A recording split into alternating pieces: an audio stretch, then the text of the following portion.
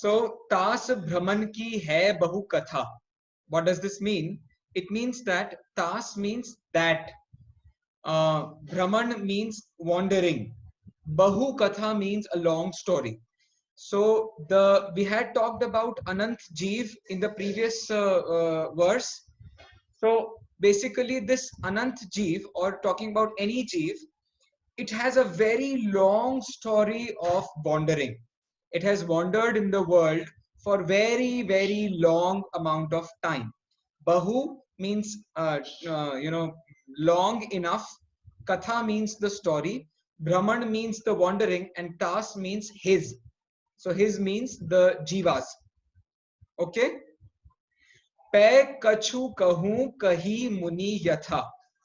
Kachu means small amount, little. Kahu, that means I am going to say, I will say. Kahi muni yatha. Yatha means like. Muni means monk. Kahi means had already said. So what does Daulat Ramji trying to say? That we have heard of the story of the Jeev, a long story of the wandering of the Jeev by great monks, but it was in very detail. Here, Daulat Ramji is going to tell us the story in short. Clear? So these two lines means the story of the Jiva's wandering is very long, which was already told to us by great monks. But here Daulat Ramji is intending that he is going to tell that story in short. Clear, everybody? So far good? Okay. Now the next two lines. Kal Anant Nigod Manjhar. Nigod is the name of a place. I'll tell you what it means in the upcoming slides. So Anant Kal means infinite time. So we had spent infinite amount of time in Nigod. Bityo ekendriya tan dhar. Bityo means we had passed or wasted, you can say. Ekendriya tan. Ekendriya, ek, indriya, tan. Tan means body, ek means one, and indriya means sense. So in Nigod, there are only one sensory organ oriented beings.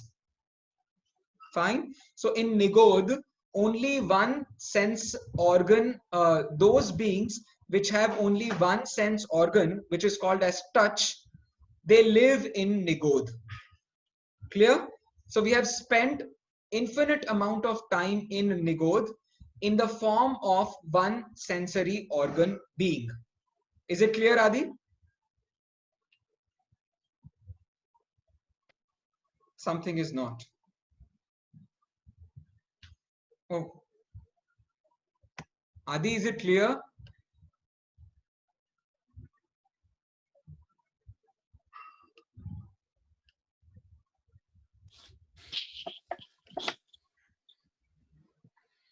Adi, clear?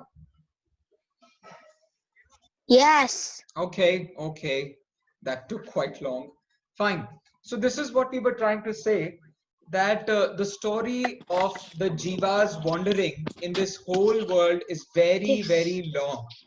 But Daulat Ramji is trying to tell that story in short. What is the story? The story begins from a place called Nigod. The story starts, what was I saying? Yes, the story starts from the place called Nigod, where we were all living together in the state of one sensory organ being. Is it clear now? Darshi was asking me something. Darshi, is it clear? Yes, it's clear. Okay, thank you. Fine. So we'll move ahead and try to understand what Ekendriya and Nigod mean. Rest all the words are quite clear to us. Muni means monk. Brahman means the wandering. Bahu means long. Katha means story. Anant means you already know, infinite. Kal means Kal. Nigodh is the name of a place. We're going to talk about it right now. Matlab in a while. Okay. So this verse basically tells us that although the story of soul's journey is the world in the world is immensely long.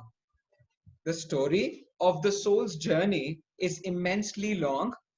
Still, our Easter monks, that means those monks which had been very long ago, these monks have written something in short for us to understand. So we are basically trying to understand what they have already said. So what have they said? So now basically we are starting the story of the soul.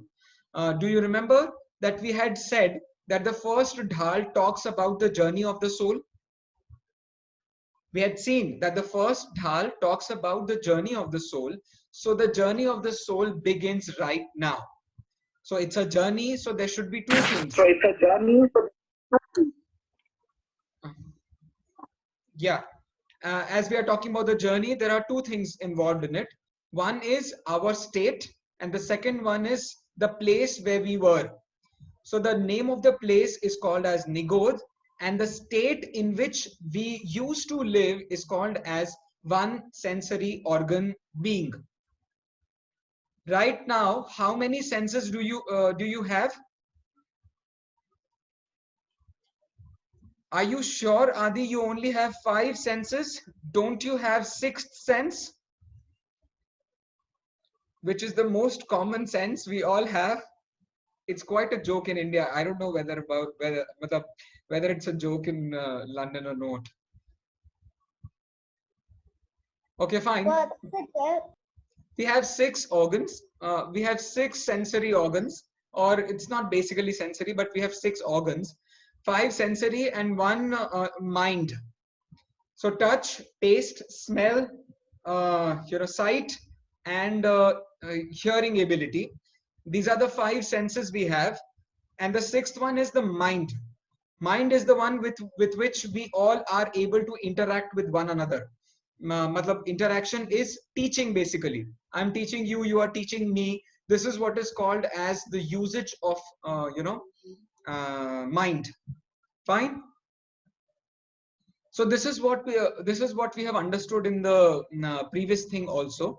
Now understand one small thing, that what does one sensory organ mean?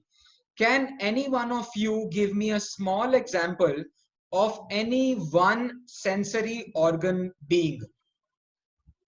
I'll have to mute all of you first, and then I'll have to ask you. Yeah.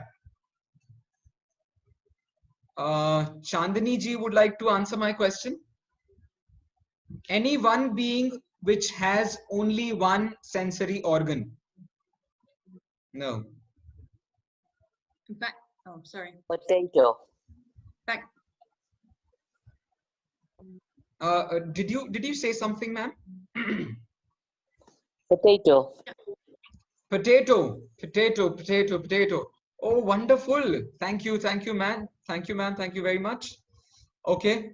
Let me ask this question to somebody else too. Okay, I have Sandeep with me. Sandeep ji? Yes. Could you answer my question, please? Like a tree? Yes. Oh, wonderful. Thank you. Tree is also a single sensory organ being. Wonderful. Wonderful. Then whom should I ask next? Ilaji. Bacteria.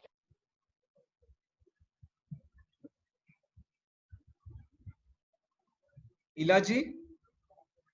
Haji. Yeah, any one example of one sensory organ being?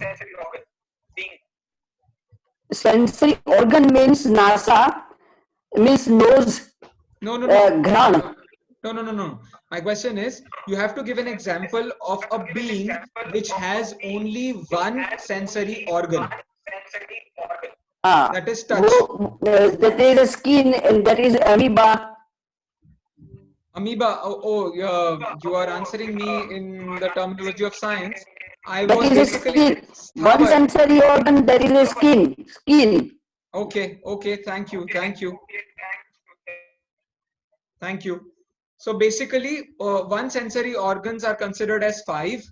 The first one is Prithvi, that means land. Jal means water. Agni means fire. Uh, Vayu means air. And Vanaspati means trees, plants, etc. So there are these five types of beings which have only one sensory organ. Those five are, the first one is land, the second one is water, the third one is fire, the fourth one is air, and the fifth one is plants or trees or anything you can say. Vincy, you want to say something? Um, no, I understood. I was just thinking, Okay, you okay. know, if Huh. sense organs does an ant have? I didn't get you again, please. Like, if doesn't an ant have one sense as well? An ant has three senses. We are about to reach to that particular stage in our verse. It is written in Chaitala and we are about to come to that point. Okay, thank you very much for your question. We'll move ahead. Now, what is Nigodh? Now we are trying to understand what Nigodh is. So please look at the screen very carefully. Nigodh is a state, or Nigodh is a place where the owners have one body and infinite owners, where the body is single, whereas the owners are many. Like you can see, you have a body and there are infinite number of microorganisms living in it. But this body is Yeah. called of, anybody. It can be of Vinci, it can be of Adi, it can be of Sayam, it can be of anybody. So the body is called of Sanyam, but then there are infinite owners living inside it. So one body, infinite owners, this is called as Nigodh. But with our case, the situation is quite different. Whereas with them, the situation is quite different. We'll come to that in the later section. The Nigodh does not have one single owner. I think I'd be able to tell you this in this way, that you pinch any place, in your body, you will feel the pain, that the pain can be felt by you only. But in Nigodh, everywhere there is a different soul and there is a different owner, right? With us, there are two situations. There is one owner and there are many owners. But with Nigodh, there are only many owners, not a single owner at all. The examples are in front of you: potatoes, carrots, onions, broccoli, etc. All of these are Nigodh. Fine. So these are nothing but, Jeev living inside this particular thing, the potatoes, carrots, onions, etc. Okay, these are Tiryansh life forms. So Tiryansh is the name of a life form. Now, what is Tiryansh? We are going to talk about that a little. And the last thing is, they only have one sense organ, that is touch. So they only have touch sense organ. So far, so good, everybody? Yes. Meena ji, is it clear? Yes. Okay, thank you. Thank you. Chandni ji?